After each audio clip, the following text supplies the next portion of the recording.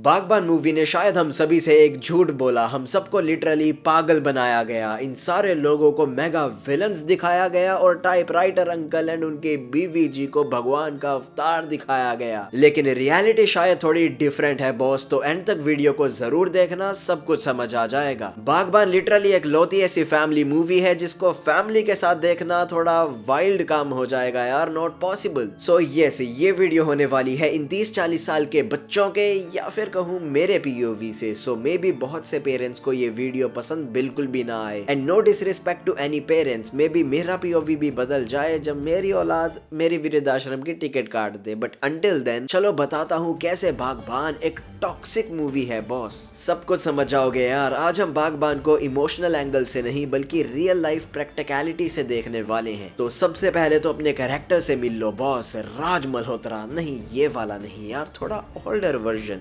Yes, the big B, जिनके movie में होते हैं 4 छोटे बी, यानी कि 4 बायोलॉजिकल सन्स, जो लिटरली 4 ही ऐसे कैरेक्टर्स हैं जो लॉजिकल बातें भी करते हैं इस मूवी में। लॉजिकल लाइक इस सीन के अंदर बहू रानी जी कहती हैं कि पति परमेश्वर को पढ़ने दो न्यूज़पेपर, उनको ऑफिस जाना है। बॉस आपको तो घर पर रहना है, पढ़ते रहना यार। मतलब है ना, लॉजिकल बात तो ये है, लेकिन हमारे राज मल्होत्रा के रिएक्शंस ये लॉजिकल बात सुनकर कुछ ऐसे होते हैं। ऐसे रिएक्शंस मैं लिटरली तब भी ना दूं जब मेरी लास्ट स्लाइस ऑफ पिज्जा भी मेरा भिखमंगा दोस्त खा जाए। एंड देन हमारे राज मल्होत्रा ने आधी रात में टाइपराइटर चलाने की जो गुस्ताखी करी है भाई साहब। आधी रात में टाइपराइटर चलाना is just equal to Ouija board से आत्मा बुलाना। भाई दूसरा बंदा तो डिस्टर्ब होगा ना यार, उसको सुबह उठकर ऑफिस जाना है बॉस, उसकी रिटायरमेंट लाइफ अभी शुरू नहीं हुई तुम्हारी तरह, तो ऐसे रिएक्शंस देना तो एटलीस्ट नहीं बनता यार। एनीवेज, हमारे राज एंड पूजा मल्होत्रा हैं इंडियन सिनेमा के आइडियल पेरेंट्स के स्टार्टर पैक। सैक्रिफाइस बहुत ज्यादा किया, अनलिमिटेड किया, love ultra pro max level वाला किया, फाइनेंशियल प्लानिंग बेटा करेगा, रिटायरमेंट प्लान बेटा संभालेगा। और यहीं से आई फील प्रॉब्लम स्टार्ट होती है यार। ये पेरेंटिंग है या फिर फ्यूचर इन्वेस्टमेंट प्लान है? हार्श वर्ड्स आई नो, लेकिन बागबान मूवी के अंदर राज मल्होत्रा लिटरली अपनी पूरी लाइफ बेट कर देता है अपने बच्चों पर। भाई स्टॉक मार्केट में भी लोग डाइवर्सिफिकेशन करते हैं, लेकिन राज मल्होत्रा अपनी पूरी लाइफ इमोशनल म्यूचुअल फंड में डाल देता है। चलो अब बात करते हैं बागबान मूवी के विलन्स के बारे में। छी सेल्फिश, छी इनसेंसिटिव, छी हर्टलेस। लेकिन वेट यार, अब थोड़ा रियल वर्ल्ड मोड को ऑन करो। हर बेटा अपनी married life and working life को मैनेज कर रहा होता है यार। लिमिटेड टाइम फ्रेम होता है भाई प्रोफेशनल लाइफ में सबके पास। सक्सेस मिलने का जो टाइम है वो जिंदगी अनलिमिटेड नहीं देती, it's just a very limited time frame. हर किसी का लक राज मल्होत्रा की तरह नहीं होता कि बैंक के एम्प्लॉय रहे, लेकिन भाई साहब इस आलिशान कोठी में रहते हैं, लेविश पार्टीज थ्रो कर रहे हैं भाई साहब। लेकिन इससे भी ज्यादा फनी बात पता है क्या है? नेक्स्ट सीन के अंदर ही 50,000 का लोन मांगने जाता है भाई साहब ये कैरेक्टर। देख रहे हो, एक तरफ लेविश लाइफ जी रहा है तो दूसरी तरफ 50,000 का लोन लेना पड़ रहा है। राज मल्होत्रा नहीं सुधरेगा। जो सुधर गया वो राज मल्होत्रा नहीं। अब हाँ, पेरेंट्स को डिवाइड करना 110% गलत डिसीजन था। कोई सेंस ही नहीं बनाता यार ये डिसीजन। आई मीन, अगर आप एक 5 साल के बच्चे को भी कहोगे ना कि तेरी बारबी एंड तेरा डायनासोर इस टॉय सेट से अलग अलग रहेगा, तो वो बच्चा भी बोलेगा क्या बोल रहे हो यार, ये पति पत्नी है।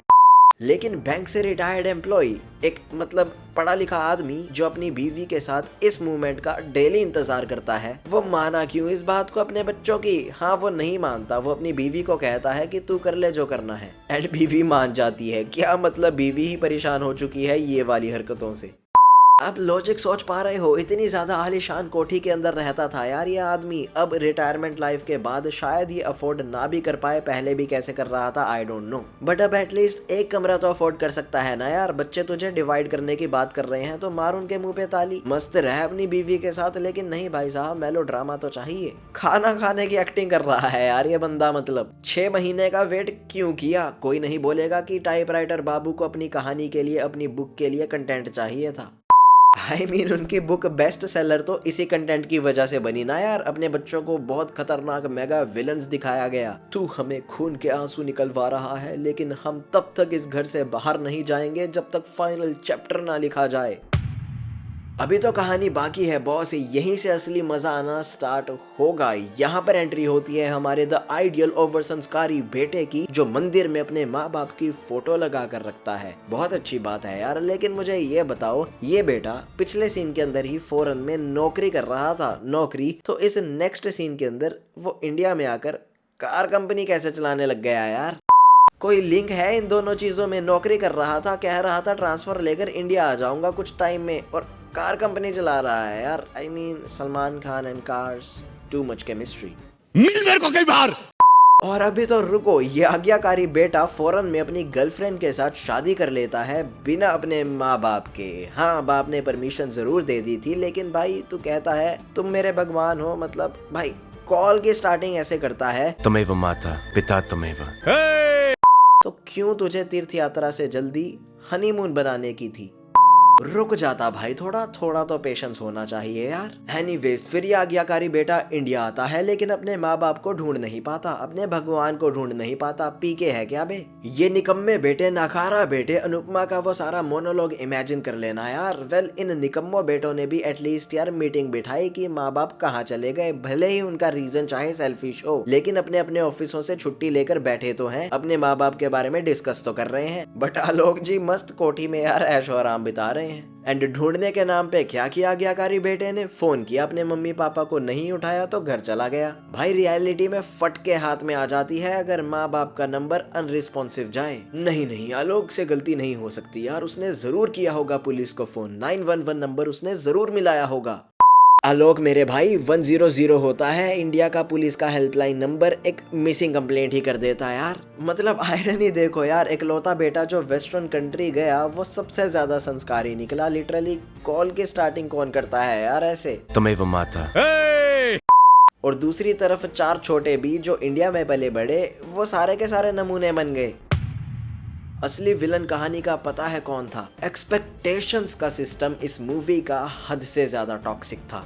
तो बागबान मूवी से कुछ सीख लो या ना लो, एक सीख जरूर ले लेना कि रिटायरमेंट के बाद वाली लाइफ भी अपनी होती है, अपने हाथों में होती है। किसी के भरोसे मत रहना। एंड हॉबीज, पैशन, अपने आप को बिजी रखना बहुत ज्यादा जरूरी है। सिर्फ एक्सपेक्टेशंस रखकर कुछ नहीं होता। पेरेंट्स अपने बच्चों को फ्यूचर देते देते सैडली अपने फ्यूचर को ब्लैंक छोड़ देते हैं यार, and that's the sad reality. दूसरों की जिंदगी में कलर भरते भरते अपनी जिंदगी ब्लैक एंड व्हाइट नहीं करनी चाहिए। एंड जाते जाते मेरा आपसे एक फाइनल क्वेश्चन है, अगर आप राज मल्होत्रा होते तो अपनी रिटायरमेंट लाइफ कैसे जीते? ऑप्शन नंबर 1, कोई फाइनेंशियल प्लानिंग नहीं करूंगा, कोई मेरी हॉबी नहीं होगी, कोई मेरा पैशन नहीं होगा, अपनी बीवी से हाथ दूर रहूंगा, 6 महीने एक के साथ रहूंगा, 6 महीने दूसरे के साथ रहूंगा। ऑप्शन नंबर 2, लात मारूंगा अपने निकम्मे स्पर्म्स को, अपनी प्यारी बीवी के साथ रहूंगा, भले ही कोठी ना मिल पाए, सूखी रोटी तो एक कमरे में खा ही लूंगा। मेरा ऑप्शन 2 होता भाई साहब, एंड राज मल्होत्रा का भी ऑप्शन 2 ही था, लेकिन उसको 6 महीने बाद समझ आई, दूसरे तीसरे चौथे दिन समझ आ जानी चाहिए थी। Anyways, now tap here. अगर जानना चाहते हो धुरंधर मूवी में बड़े साहब कौन है, टैप हियर एंड एंजॉय। अलविदा।